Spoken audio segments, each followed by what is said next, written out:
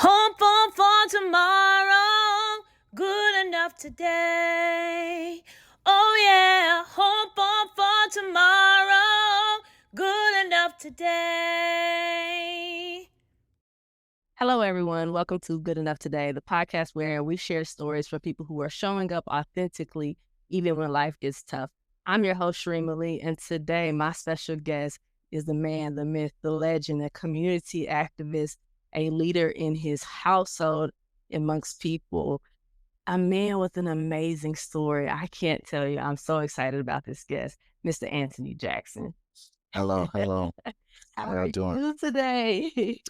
I am blessed today. That is awesome. I'm so happy that we get to share the same space. Like, I know how amazing you are, but I'm just happy to have your energy and mind together today. So thank you. Awesome.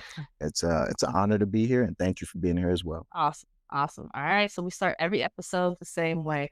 Tell me, how are you feeling today, physically, emotionally, and mentally? Great question. How am I feeling today? Mentally challenged. How am I feeling today? Physically great. How am I feeling today? Emotionally thriving. Oh, nice.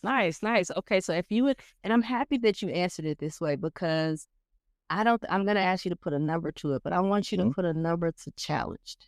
What is you feeling challenged mentally? What is that? I would say 9.5. What? Okay. Look, 9.5. Goodness gracious. Okay. And then emotionally, you said you were thriving? Yes. Okay. I would say 7. 7. Okay. And physically, no, I think emotional must have been great. And then physically. No, physically was great. Okay, great. Physically was great. So I would say 9. 9. Yeah, 9. Must... Ginger tea, prayer, meditation, working out 3-4 times a week, scaling up to be doing 7 days a week, and being just intentional. Man, okay. So see, you open the door right now, being intentional about it sounds like you're being intentional about your mind, your body, and your spirit. Where did that come from for you? You're absolutely right about that. That came from experience. My grandma, she's very spiritual, so she instilled, God in me at a very young age, and my mother carried that on as well. So I come from a very spiritual background. So, at a young age, I was always taught to always think about your mind, your body, and your soul. And so I just carried that on forever. Have you always taken care of your mind, your body, and your soul? I would say no, but God has for me because I didn't always know how to, right? I didn't even know about emotions, real emotions, until I was in my adulthood. So, I never knew how to cater to my emotions in a sense until I understood what emotions were and that it was okay for me to have them. And then this is how you regulate them.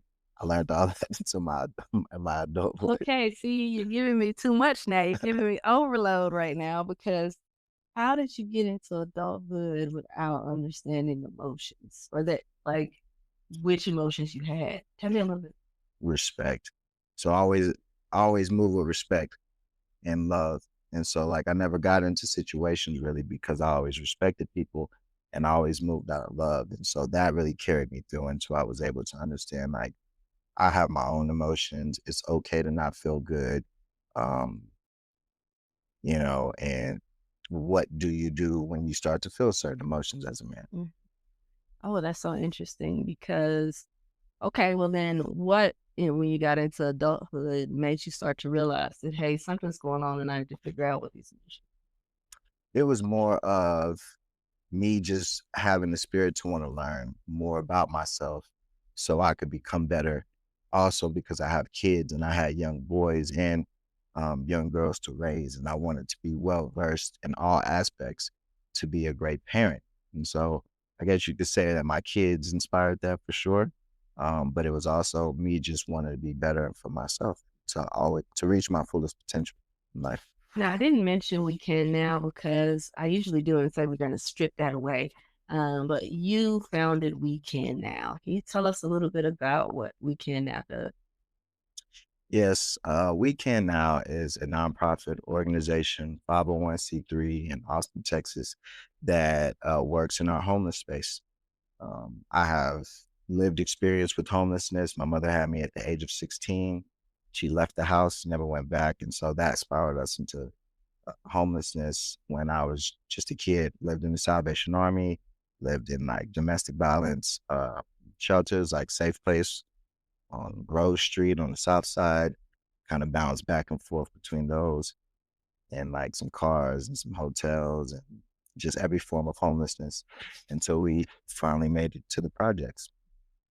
So I think that that's important. I'm glad you got where I was going with the We Can Now because I think that when people think of homelessness, they don't think of you.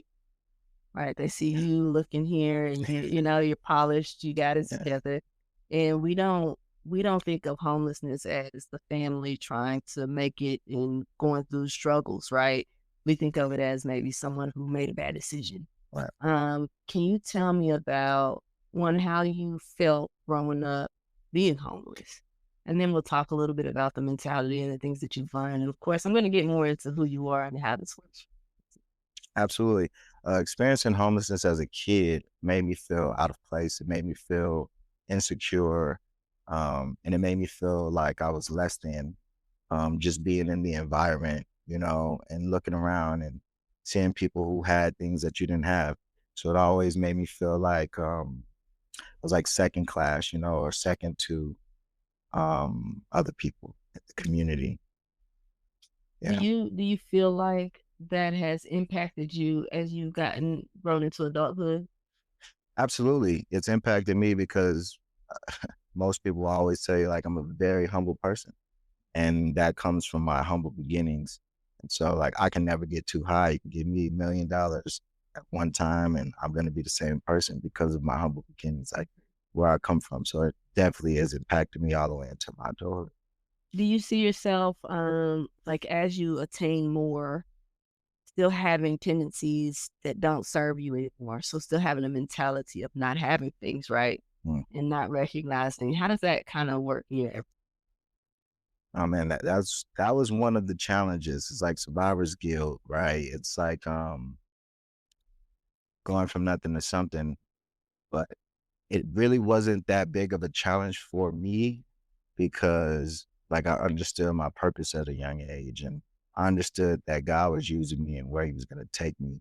And so as things like unfolded and I went from like, you know, poverty to prosperity, I knew it was going to happen and I was just embracive of it all. And so it never really challenged me that much, but it definitely did in some areas. Got you.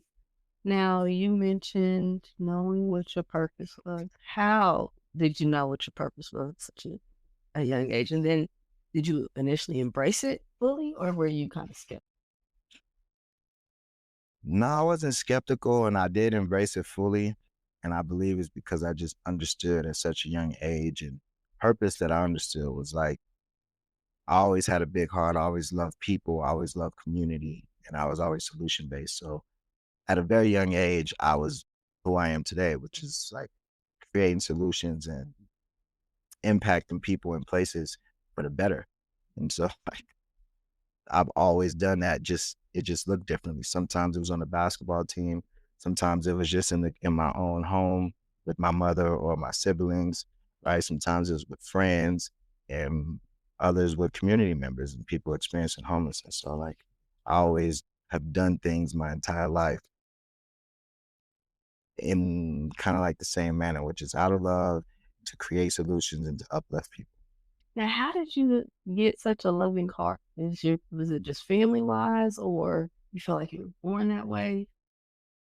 I definitely feel like I was born that way.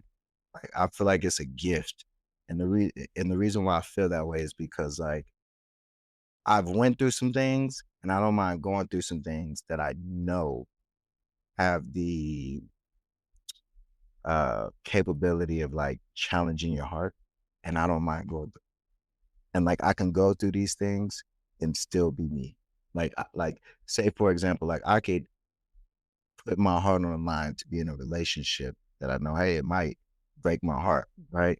And I'll still do it, knowing that it can happen.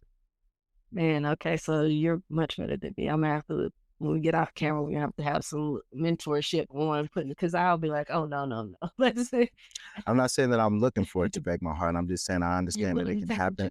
I'm willing to take the chance. okay, so when you're willing to take that chance, what gives you the self-confidence to understand that you will still be you after the The humble beginnings, okay. like I was put through things at the beginning to where I had to be myself, regardless of anything. I had to be secure in myself. I had to love what I had. I had to love my family. I had to love my life. And I was able to do that and grasp that at a very young age. So it's like now anything can happen and I'm still going to remain who I am. I'm not saying I won't be challenged. I won't have emotions, but like at the core, I'm going to be okay. And I think that what you're saying is that you're you walk into the fear, Hmm. right? You walk into the fear. And I say that I do that, right? But there are some things where I'm like completely irrational because I feel like I'm more logical than emotional in a lot of situations. Except the other day, I was walking in the cricket, right? And listen, listen, I know that I'm bigger than that cricket. But Texas crickets can jump high I now. said they can jump high and they're shifty. And I was like, oh no, right? And I was like, why is it that in these situations I'm not more logical, fear hits and I'm out, right? And I'm like, That's the feminine energy. because and I don't know why, but there are some situations where I know that it's not logical to be fearful, but I will still be like, you know what? I'm going to walk into give way to the fear. And so what you're saying though is for you that you can see that fear, you can understand it, and you have the self-confidence and that trust in yourself. Is that something that meditation helps you to produce or Mm. taking care of your mind, body, and spirit that gives you that sense of self that's going to keep you going? You hit it right on the head, sister. You hit it right on the head. That's exactly what it is. I pray every day. It's in my logo, as you can see. Heavy on the prayer. Um, there's not a day that goes by that I don't pray multiple times. And I mean, when I mean prayer, I mean like take a moment out to either close my eyes, keep my eyes open, intentional about my word and what I'm manifesting, right? And so I do that multiple times a day, all day. I can't tell you a day that I've never done it. And working out definitely helps me with my mental and it helps me with my physical, helps me breathe. It helps me just really create a safe space of solitude for me to be in, to express in a certain way. And meditation helps me be silent. We live in a world where there's a lot of noise, a lot of doubt, a lot of fear. I mean, just everywhere you look, coming out of your family, your friends, people next to you. And I feel like we have to be conscious of that because that stuff can get into us and it can alter how we view the world and how we move in the world and how we do things. And so meditation helps me just be silent, quiet the noise, go within myself, you know, meditate on strengths, meditate on weaknesses, and really doctor myself. And when I come out of that meditation, I have a direction of, for one, where I am and where I want to go. Oh, that's great. That's great. So you mentioned, meditating on your strengths and your weaknesses. How do you not allow the weaknesses to how do you to not allow yourself to get too focused on the weaknesses so that you don't allow your strengths to, oh, you know what I mean? Because I feel like we are much more prone to focus on the negative and the things we need to work on instead of saying, not this is where I'm strong, this weakness is here, let me get a little step here and let these strengths.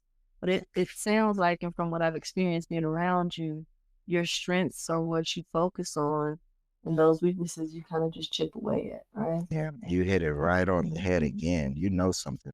You know a whole lot. I definitely lean into my strengths because my strengths allow me to do what I do. So I definitely tap into it and I lean with it. But like you said, I do gradually or to whatever capacity I can focus on my weaknesses day by day by day by day as well. And they eventually get stronger. Now, excuse me, do you have mentors or who do you lean on? Because you're running We Can now. You're being this strength in the community for so many other people. Who helps you? God has helped me and continues to help me. But as a person who always wants to get better, like I mentioned, I told myself that I would like some mentors and that I also need mentors, right? I had to get to that. And I've always wanted that. Let me give my mom some credit. When, I grew up single parent household, but when I was a sophomore in high school, living in Rosewood Projects on the east side of Austin, 78702 zip code, my mother did the genius thing, which just put me and my siblings into the Big Brothers Big Sisters program. Mhm. And in that moment, I was able to feel the impact of mentors, right? And it filled gaps because my father wasn't there. All my uncles went to prison. So we didn't have any men that were in our lives teaching us anything. So she put us in Big Brothers Big Sisters. She couldn't make the games. He did, and my mentor looked like Shaggy from Scooby Doo, right? So think of an urban kid and hood, you know what I mean? And then some big 6'9" white guy with shaggy hair pulling up to the projects, knocking on the door. I'm leaving with him. We showing up at different places. People looking like, what is going on? I love But it. we built such a great, incredible bond. And at that point, I was able to see what mentors could really do for you. So not only did I become a mentor after that, like now I'm at the place where, like you said, I'm running weekend now. And I'm at the stage in my life to where I'm like, no, I need mentors, and so I've been actively looking for mentors. I have good friends right now that are not necessarily mentors, but I'm asking them to be mentors. Gotcha. And so I'm in the transition of looking for mentors and having. And I ask you that question because I think that sometimes we think that we're at a point where we got it, right? And I think that sometimes people see us from the outside looking in, thinking we're doing it, right? We're doing it. Right. But I wanted to make sure that we touch on the fact that we all need help. We all need help. All of it. And sometimes we can pray and we can hear things, but sometimes those messages come from people outside of us. A lot And of God times. sends those people. And so I definitely wanted to touch on the mentorship. But I wanted to go back to one thing that you mentioned about being in a domestic violence shelter. Mhm. Um, and experiencing domestic violence or witnessing domestic violence at an early age. Mhm. And how do you think that's impacted you and how you move through the world? Well, for one, it's a great question. It has honed my protective skills as a man. I'm already a man, so God has, ordained me to be a protector. And so those situations actually honed and shaping my protective skills as a boy who was actually growing up with no male figures. Um, and so that's how experiencing domestic violence has, impacted my life. And it also allowed me to understand why a man should never, ever do those type of things as well.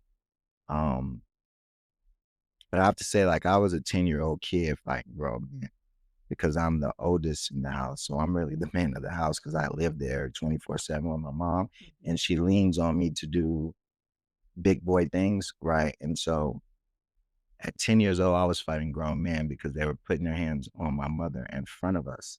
And so I'm seeing her be abused. I'm looking at my siblings watch and they're in shock and looking helpless. And so like I'm jumping out in those situations, knowing I can't win, but something gotta give. And yeah, experiencing that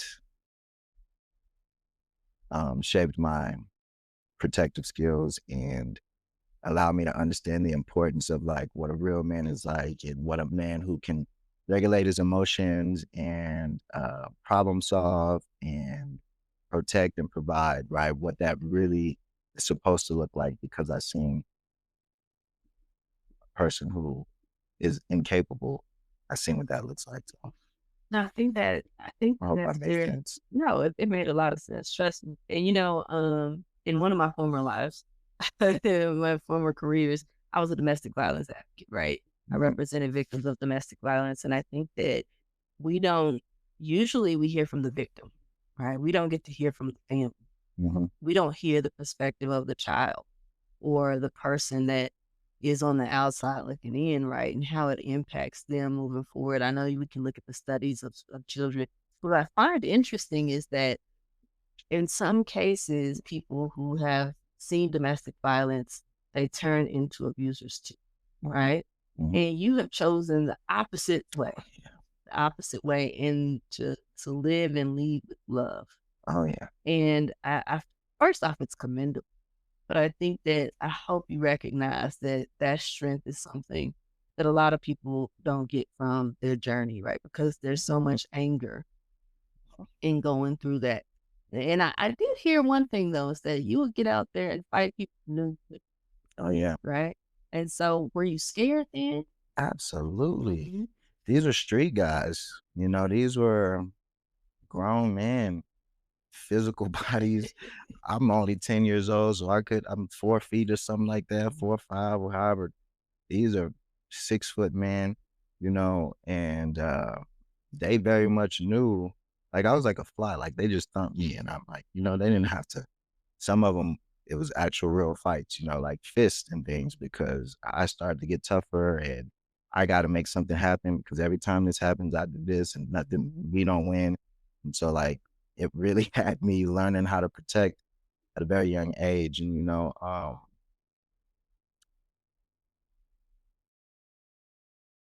I will also say this, when I tell you about the love and how we're expressing that right now, I want people to be able to understand what that looked like in real life. So those tables always turn. And so what that means is like I became a grown man and I became strong and confident. And I've had my fair share of battles and fights and things like that, just being a male. And so in the community, guess who I seen in the community? Some of these same men who are now way older, drugs and certain things in their lives have gotten them weakened and in a very vulnerable state. And I've crossed paths with these men, just like I'm looking you eye to eye. And I chose not to do what I impose my will. That's God right there. I'm sure that, the forgiveness, I think, because if you didn't have forgiveness, and people think forgiveness means that I like you, right? Right, And forgiveness means that what you did is not impacting me anymore. Like that holds on to my heart, my right, spirit, right? right. And so, how do you think you've gotten to that level of forgiveness? I've always had it. That's what I'm saying. I've always moved out of love, always moved out of love. That's why I said I felt like God gave me that gift because I am still a human and I do get challenged. So my heart does feel this and that, but like the essence of it, it just doesn't budge. It's just love. Nudge. No. Now, I think it's interesting that you also mentioned that you have daughters. Hmm. So how has Two, what you Olivia, yes, my Olivia and Kinsley. I I always love people with like with the best, right? We're the Yes. best. I'm a girl, but I'm always down for girls. I feel like we're gonna give it all to you. We're gonna teach you all the lessons, but it'll be good That's in the end. yeah, so precious. So precious. Y'all are so I feel precious. bad. I feel bad for my dad all the time. I'm like, no, I'm sorry. Don't be But then sorry. still, I'm like, can you give me this? I'm grown. I could get all the things, and I'm still like, we go to the store, will you fix this up? And he does it, Yeah. and I appreciate that. And so I wonder Mhm. how your upbringing, the things that you went through, especially with the men and understanding how they can be, how does that impact how you raise your daughters or the lessons that you teach them? Hmm. Great question. I don't think I've ever been asked that question before. So, how does my upbringing with some of the men that raised me impact how I raise my daughters? I think it just helps me be a better man because I understand like learning through other people's mistakes. So I learned and I was able to see like what not to do, you know? And I think that's how it impacts. I have my own mind, and so I make my own decisions, but I definitely could see how I could utilize what I've seen from those men in my life that it impacts me and helps me, raise my my kids and my daughters.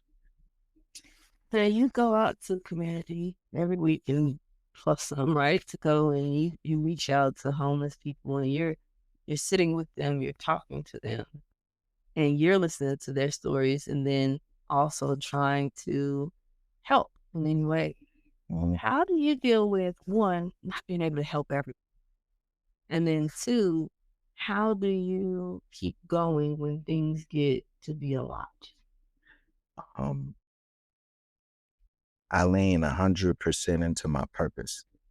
And so I allow my purpose to do its due diligence in the moment. So I don't feel like I tried to help people. I feel like I understand that I can help people. It just depends on what people see as help. And so even just sitting with someone can be help, or even just looking someone in the eyes can be help, or even just speaking to someone, hello, how are you doing, can be help. And so I always feel like you can always help somebody. It just depends on how you feel about yourself and what you consider as help, you know? And when it gets overwhelming, I do my best to understand that this is how it's supposed to feel because, you know, we're creating change and God gives his, you know, toughest soldiers his toughest battles. And so it's supposed to feel heavy. It's supposed to feel like war at times. It's supposed to engulf you, you know, it is supposed to challenge you and stretch you, and you're supposed to feel the emotions that you feel behind being great and being chosen and being anointed to serve such a great purpose. So you embrace it all. Ev- Good and bad. Everything. I tell people that like if this is if it's meant for me to for my demise to be in this purpose, then that's what it's meant to. So I have a couple of questions for you. One, Um, if you were speaking to someone, not I talk about, I didn't mention it here, but being stuck in the suck, right? When things suck, you can stay there for a moment, but you usually have to get back out of it and start moving around. But sometimes feel like you're just stuck in the part that kind of sucks. Hmm. Uh, what would you say to a person who is stuck in the suck right now, and how would you encourage them?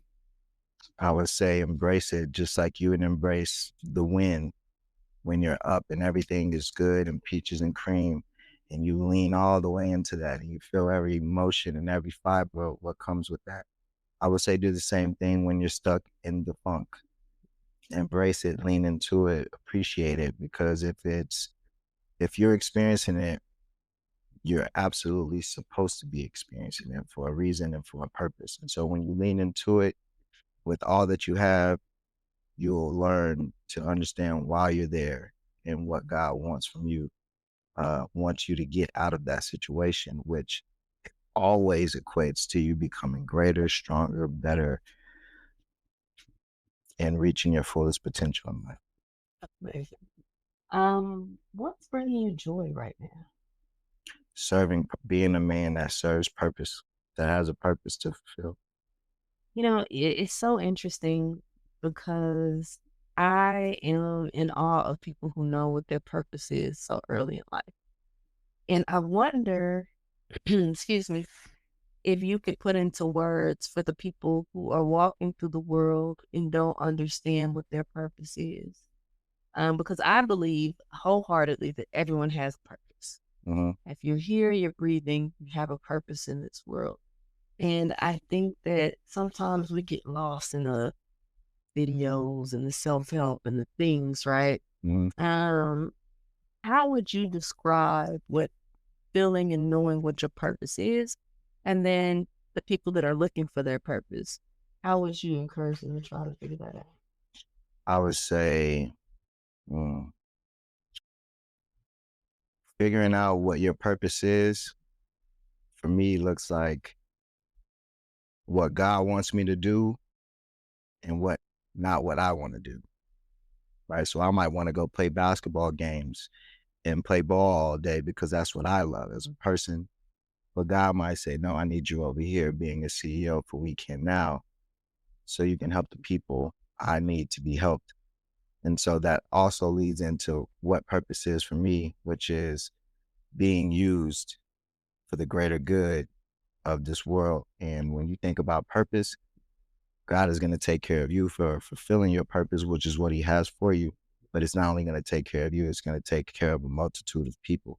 And that's when you know you're serving your purpose, because your gift is not for you, it's for the world.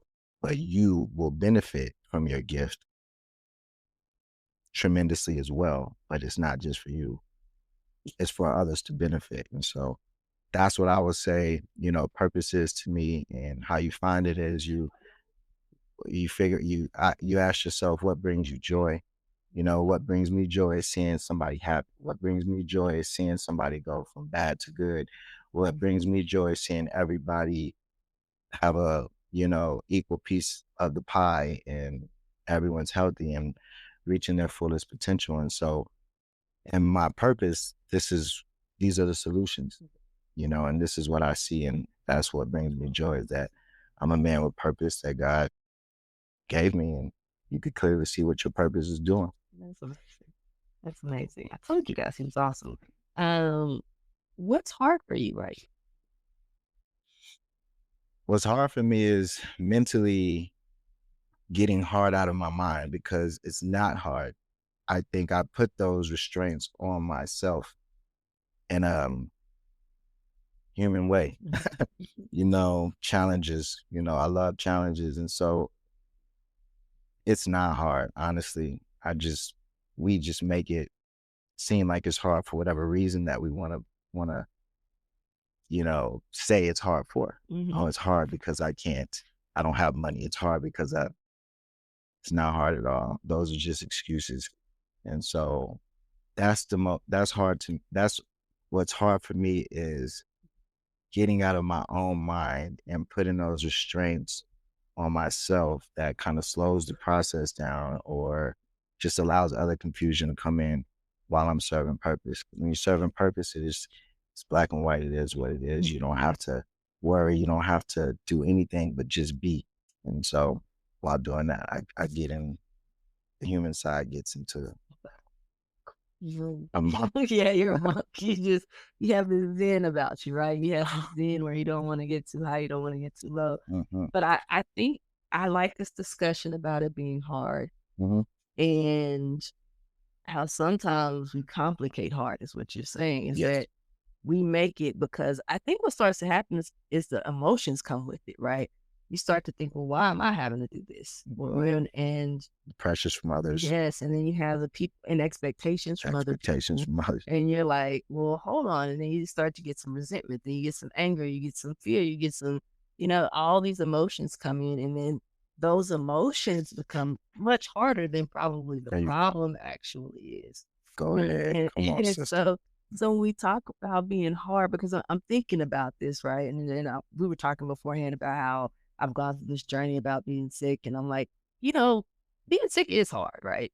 It's hard, but the harder part is everything else that goes along with it, and the things that you think that are failing, and there's all these things and these expectations for yourself. Because you could do it again. Right. And I know that I'm going to be okay, right? Yeah. And so it's just one of those things where we think about hard. So let's think about that a little bit, because and I'm, you know, as you're saying this, I'm going back in my life and thinking about when things have been hard and how did I make it a little bit harder, right? Like, so you are actively working to, for lack of a better term, keep the main issue the main issue. I am working to quiet the noise and focus on the purpose, laser beam focus, and just hear God and the mission. That is amazing. That's amazing. That right there, I think if we don't hear anything else about the focus on the mission and the challenges are going to come. That's life, right? The challenges, but you said you're solution oriented, right? Yes. You're a problem solver. I can solve problems. I know I can solve problems. This is just a difficult problem. Let me focus on solving the problem. I think that's amazing. I think that's something that I'm going to take and be like, you know what am I doing right now to make this harder than it has to be? Is it me feeling like I'm not going to be enough for other people? Right. Is it me feeling like I'm not showing up the way that I want to? But that also goes back to what you said off camera, I believe. is you said the genius thing that like on Monday, if I show up with just 20%, but I give all of that, that's a success. And if Wednesday is 70, then that's a success, right? It's never going to be 100 really, Mhm. but whatever I show up with is good enough. That's what you said Yeah. off camera. And it goes back to that. And it also goes back to people being receptive to that as Yeah, well. absolutely. And I think that like, you know, we sometimes allow people to dictate, right? Hmm. How we All the feel, time. and it's like, well, I let them down. But when we look at it, we're giving the best we can and we're doing the best we can. And so because of that, sometimes it won't be enough for everyone. But you think about the people who have a whole lot and they give some of people like, well, you should have Yeah, given more. 10 million, right? Instead of the 3 million that you got. But they don't know how hard it was for you to give Yes. 3 million. Or that you didn't have to do it at all. Yes, yes, yes. And so I feel like, sometimes being service oriented, it makes it harder because you're giving and it'll never be enough for some people. Yeah. And then for some people, it's more than they've ever thought that you would give. Yeah. And I think that both can be equally true. And either way is still a success. And that's where it goes all the way back to the meditation that I spoke about Mhm. of when you're going through these things, you're maneuvering through these challenges, you have to go to a place to where you can be in solitude and block out the noise and go within and say, what's the purpose? And am I doing the purpose? Then yes, then I am doing a great job. Mhm. That's amazing. And that way, the next day when you come out of your meditation, you fill your own cup, you have your own perspective, so you don't have to listen to the noise. But when it comes, you know how to deal with it, so you can serve the purpose in a way that's healthy. That's great. Now, how did you learn to meditate? I guess it just came from prayer. I always been praying my whole life. Like I said, I'm always trying to learn and grow. And so like what's after prayer is like meditation. And so it like organically happened. And of course I read books and I watch podcasts. And so you hear people speaking about meditation. And so it kind of just organically happened. But yeah, Now, before I'm going to be respectful of your time, I've been meditating since I was like 6 or 7 or 8. Like my mom and my auntie have a story of when I was like on the back porch at nighttime, like talking into the night by myself and like very calm and very peaceful and just, they have a story of that. oh, you are I've like, never heard that before though. you are, I promise you're naturally just like, what this is what I do. If you guys could have seen my face when he said that, like, yeah, I told you, that's just what it is. That's not normal and not in a bad way, Right, right? right. But to be able to take a moment, and if we can learn that at such an early age, I think that that would help to quiet all those things as you go through different stages of life, right? Hmm. Because we don't really learn to sit still, quiet your mind, Hmm. and figure out, okay, what is it that I really want and need, and kind of move forward through there. And of course, it looks different at different ages, but Yeah. even just to sit and relax your body for a moment before you go. Wow. And so for you to be able to, when you said that you always knew your purpose, I think that that was you acting it out, and that's something that I think that a lot of people don't have at such an early age. So that's a blessing. I that is amazing. But I knew, see, I knew I was like, "Man, he's got this like you have a zen about you." But I also think that it makes it so that you can approach people who are in very, very difficult situations That too. and they Helps will with that. they will feel your calm, Hmm. and that calm can be contagious. And I think that that is part of your gift, right? Yeah. In doing and living out your purpose. I want to go back because I feel like I'm doing your sons a disservice Hmm. by asking but not asking how were your experiences in the domestic violence? How have that has that impacted how you parent your sons as well? Hmm.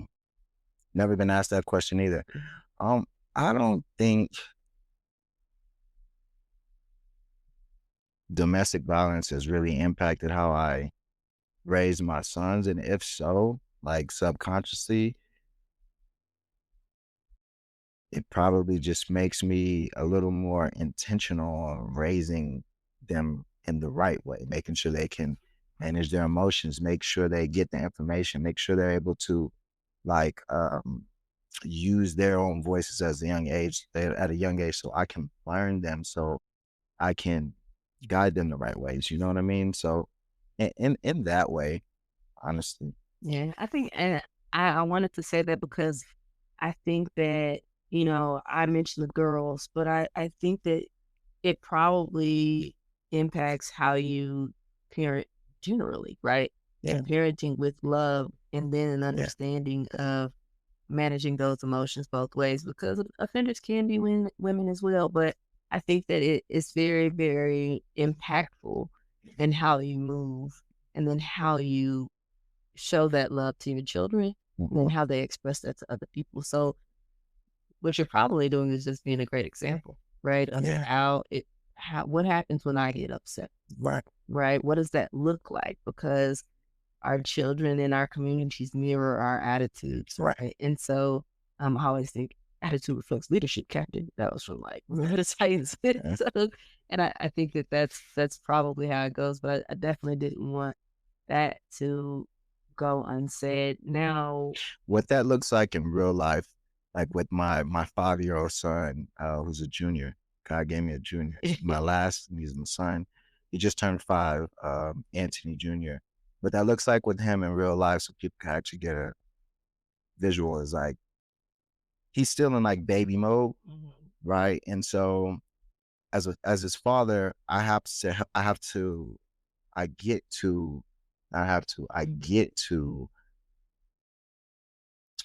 lead him from fetus to baby, from baby to boy, boy to young boy, right? And so I get to help him transition.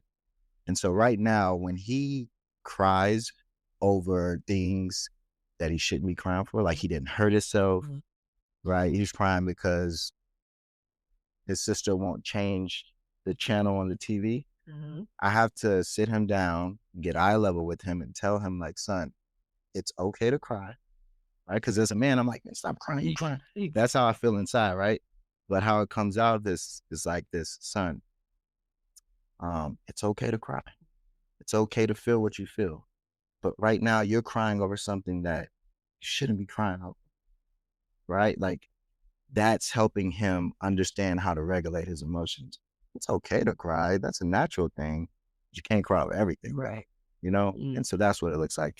Yeah, no, that's amazing. Those are lessons that adults don't know how to do. When you think about I had to learn it too. right. And you see those people when they get older and they like cuss out their boss. Yes. Right. And then they lose everything. Or you see people that go to work, they get angry and they get out of character and it messes up their entire career or something. Yeah. Right. And for me, and especially coming from a community that hasn't historically valued mental health, right? Oh my Or God. counseling, it's like, we all have work to do in managing our emotions. And I would hope that as we speak more about mental health and people think of therapy, and I think they think of like, therapist is going to judge me and I got to go through all my past and they got to bring up everything that hurts. And I'm like, the therapy allows you to see yourself for who you are. And sometimes that's not a pretty picture. I think and you're absolutely right. And I also think at the very bottom of it, therapy will just give you someone you could talk to who won't judge you or won't even say a word back. So it'll allow you to just get it out. Yes. And then sometimes while you're saying it, you'll be like, that's actually pretty messed up. Like that sometimes in your head, it sounds great. And then when you say it out loud, you're like, that wasn't my best. Too great. It wasn't my best. Yes, that wasn't my best. And so I think that just having that soundboard is of value. And I think that's important. So as you're talking about taking care of your mind, your body, and your spirit, I think that will be impactful for a lot of people and a lot of young men. Yes. Right? Because I think that even young women, we want to be able to do it on our own. Yes. Like I'm strong. I can figure it out. Yes. We don't have all the tools right to figure it out. And I think that is very, very important. And I want to talk about or even if we do have all the tools to figure it out, those tools still have to be sharpened. Yes, yes. And that's experience. That's where you talk about wisdom. And you find someone who's gone to school or taken a course or seen more than you have in different situations that can be like, oh, Just have the experience. yes, that's it. They got the experience. That's just like calling a plumber versus you doing it yourself, right? Like the plumber's seen all these things. They come in there, they turn it out like, oh, that was it. And you're like, Right. oh, that was easy. Right. But that's because they've done all these other things and no, you just turn it up, right? And so I think that's interesting. You work a lot with the homeless population. Yes. And I gotta tell you how much joy I see because I see your posts, right? And you take someone and you get them into an apartment or something. And so they move from being unhoused to being housed. And I think that's amazing. Um, what do you think right now is impacting the homeless population the most? What I think is impacting the homeless population most here in Austin, Texas, is the fact that the actual system, the homeless response system in Austin, has allowed people with lived experience like myself to actually be a part of the system to create change. I think that's been one of the greatest things that has actually caused change, because you have people, it's like we were just talking about, the lived experience, the person who's been through it and they know. So we've actually allowed, or the system has actually allowed people with lived experience to come impact the system in many ways, right? And so you have people like me, who's a CEO from Austin, who experienced homelessness and created this organization with God, right? That now has entered into the system, right? So now I get to bring all of my experience and my wisdom and what God has given me to the system to change it. And then also on the bottom level, they allow, because of people have said, hey, you need more people with lived experience to be a part. Now they allow people who are actually experiencing homelessness now to come speak in meetings and to come be decision makers, and to ask them, are we hitting it on the head, or are we dropping the ball, and allowing the person who's experiencing homelessness right now to make the decision. I think that's what's impacted Austin's homelessness right now. From your experience or understanding, what are common reasons that people become homeless?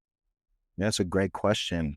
Common reasons that someone will become homeless: gentrification, which means you're being displaced in the system because you can't afford to live in a certain area anymore, even though you've been living there generations before you've been living there, generations before them been living there. A death in the family. So you gotta think about people who have lost a loved one, a husband or a wife, and that person was maybe the breadwinner or the emotional support or whatever to that union left, and that person just couldn't handle it.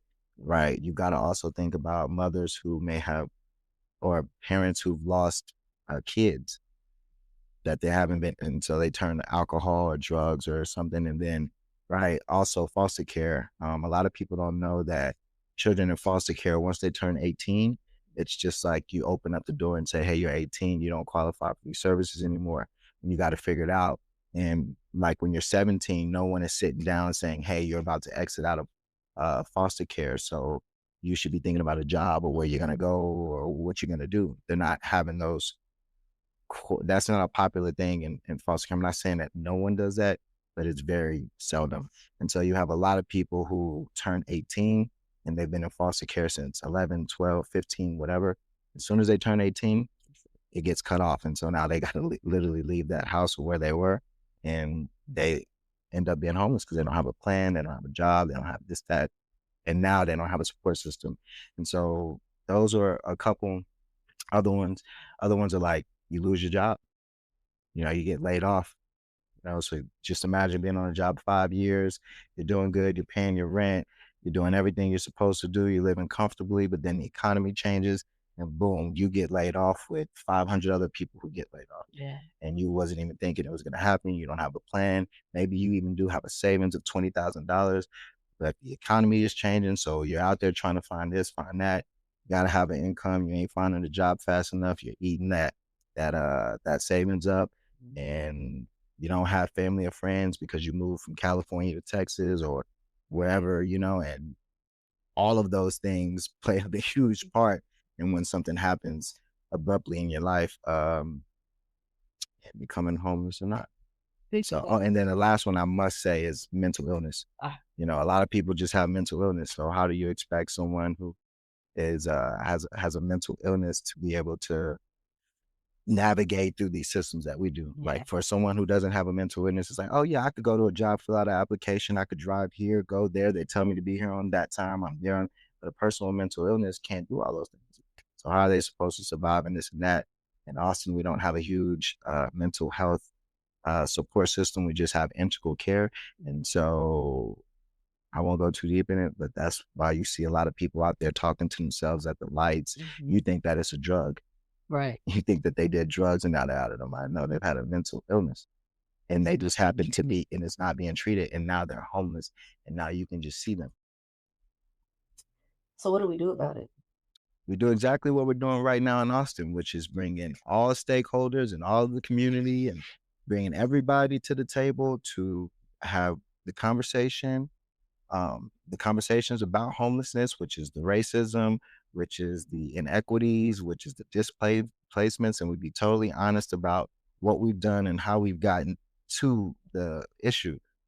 And you have everybody at the table, and then you sit and you speak about, okay, what are our strengths? Where are we going? Who's going to do what? Everybody's going to have a hand in it. Everyone's going to be respected. Everyone's going to be heard. And then we move forward as a unit to be able to take care of our great city. And I keep saying Austin because you got to start at home before you can take care of the world. And Austin is doing a pretty okay job at that.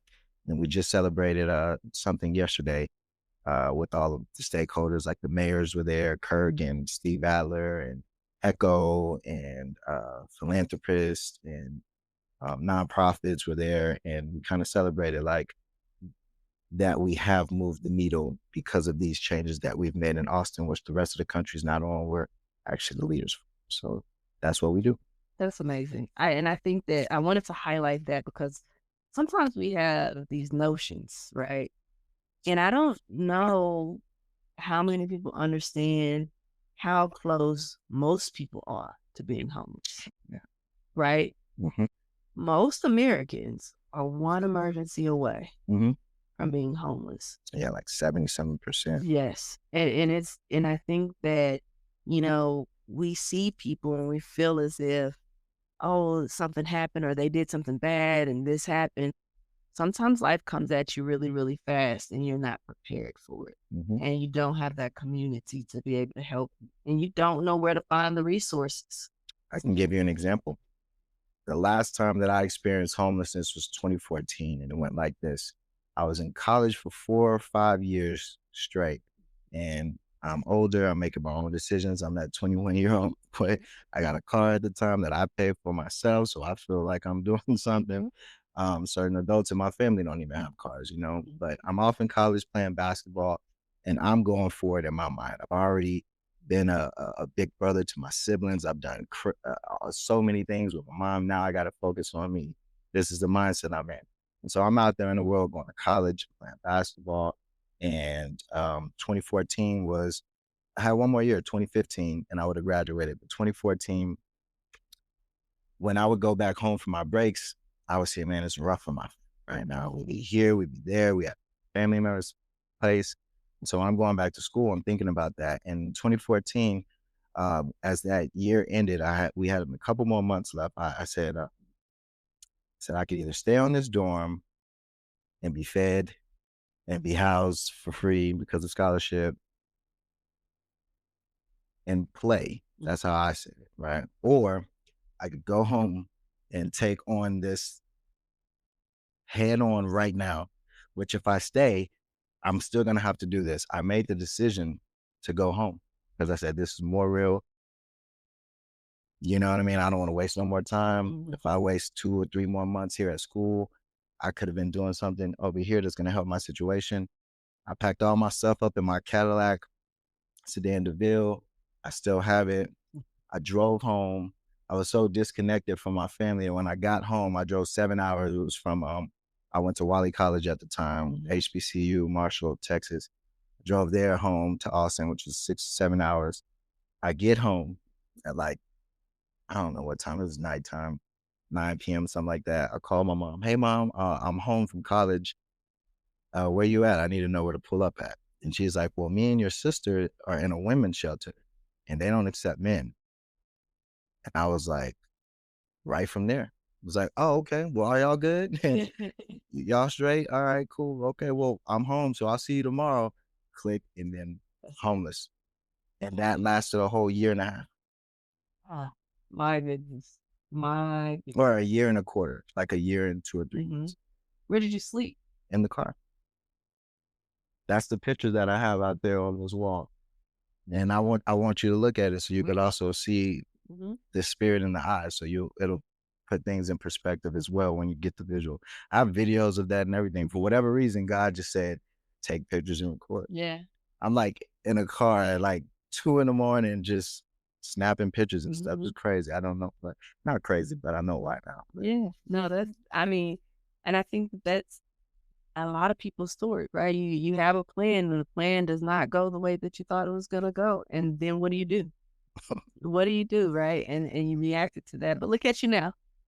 Look at you now. And I think that that's why I think that it's important for people to hear these stories, right? Because if I was like, yeah, Antony was homeless, right?